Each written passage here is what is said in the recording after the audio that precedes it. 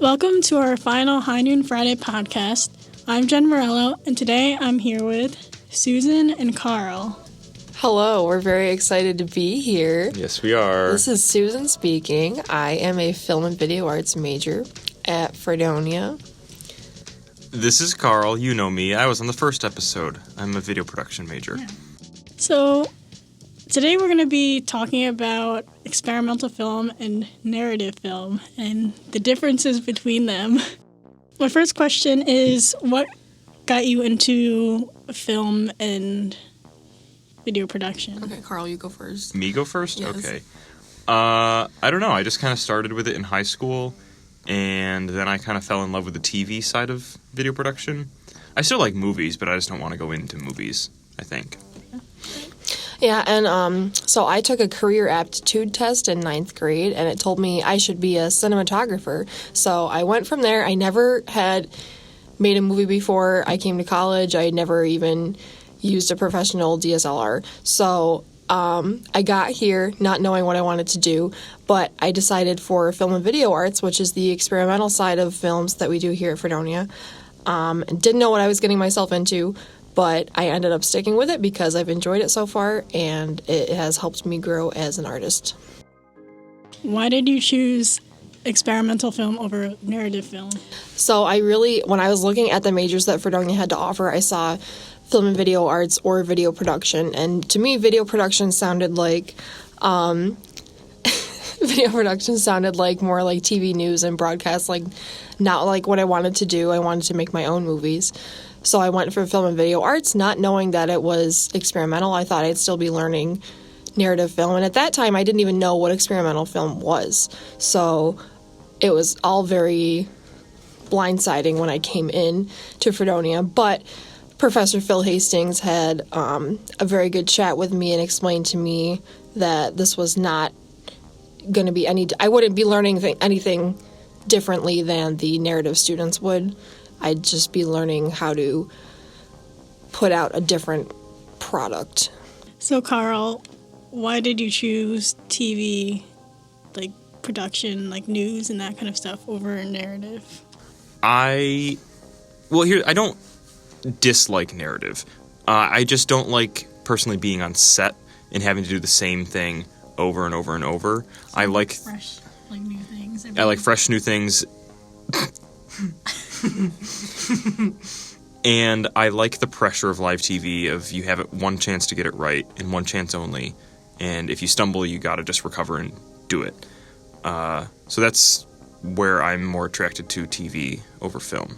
Susan, you've been doing a lot of experimental type stuff, and this is your first time kind of doing narrative work in a class? I've been on narrative sets before. I've not been as involved as I was for this one.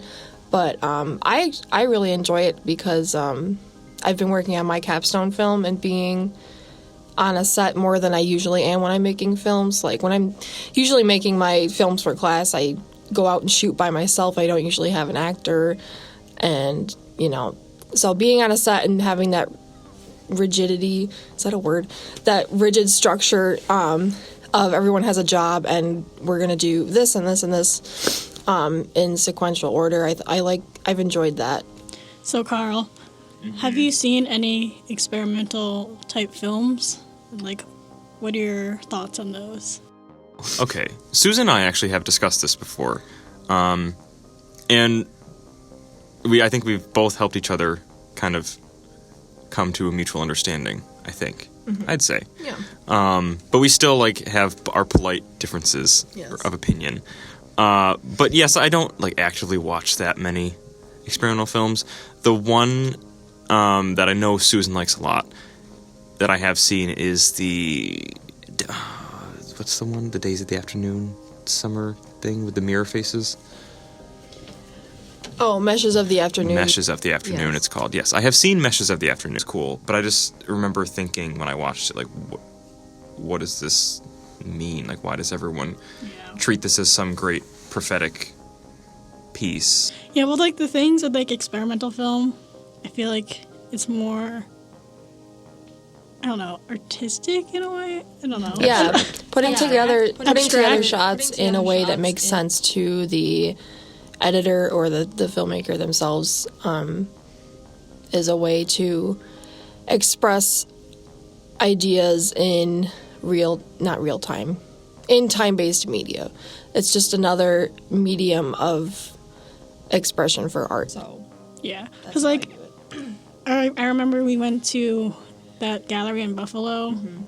Was it last year? Yeah. And like a lot of it was like short stuff, and it just like looped a lot of the same things. But it was so like putting video art in a gallery is a whole other thing.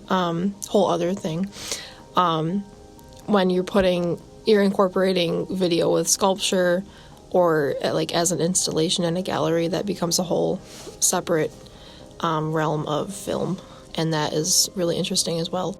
Do you think like film arts is going to become a more popular thing as time goes on? I think it definitely has been. I mean, even the arts themselves, there's more of an idea in our generation. I think that art is very meaningful and necessary for a culture to survive. So I see a lot of like even high school students, like my brother's a high schooler, and a lot of his classmates are going for arts, a lot more than I think have in like past years. And I think it's becoming more accepted to have art as a major. Carl, what are your thoughts on narrative films opposed to experimental? Like, what do you like about narrative?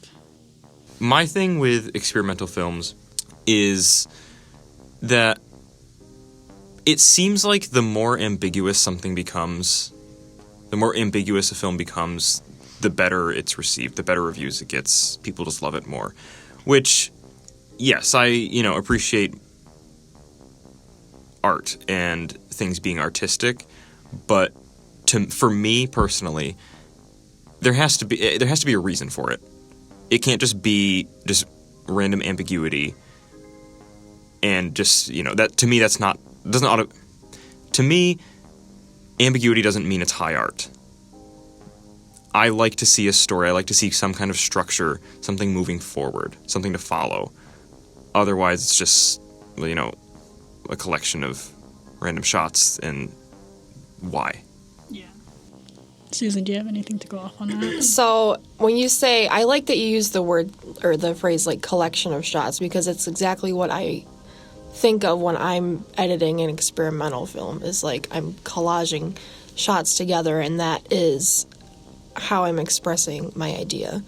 So I believe there is always a motive behind everything, even if the artist says there isn't. I think there has to be some kind of thought that went into this, even if they didn't deliberately do something, even if they just like flung their hand at flung the camera across the room. They still intentionally did that. They didn't have a spastic attack, hopefully.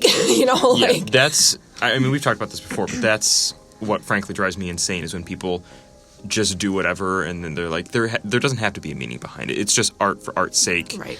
And I think a lot of people would agree with you in that sense, that like, I personally don't like that either, when someone's like, why did you do this? And they'll be like, I don't know. I just did it. To me, even Phil teaches us, like, there needs to be a meaning behind everything you do, because otherwise, what's the point? Nobody's gonna digest this as well as you want them to unless you have a meaning behind it. Exactly. I feel like artists that do just random campy stuff and there's just no reason behind it, to me that just comes off as pretentious, because they expect you to like find some deeper prophetic meaning behind it, and it's just not there. Right. And sometimes that is a thing, is like sometimes you do want to leave it ambiguous so that somebody can project their own ideas onto it, but you don't want to leave the viewer with nothing. You want to give them something to go off of. You can't just show a white screen and not have anything happen. And then call it art. Because, like, ultimately, there needs to be some kind of motive behind it. Yeah. All right. We're going to end it here. Thank you, Carl and Susan, for coming on to High Noon Friday. You're very welcome. Thanks for having us. Yes, thank you for letting me return. It comes full circle, doesn't it? Yes. Thanks for a great semester. I hope you enjoyed our High Noon Friday podcast.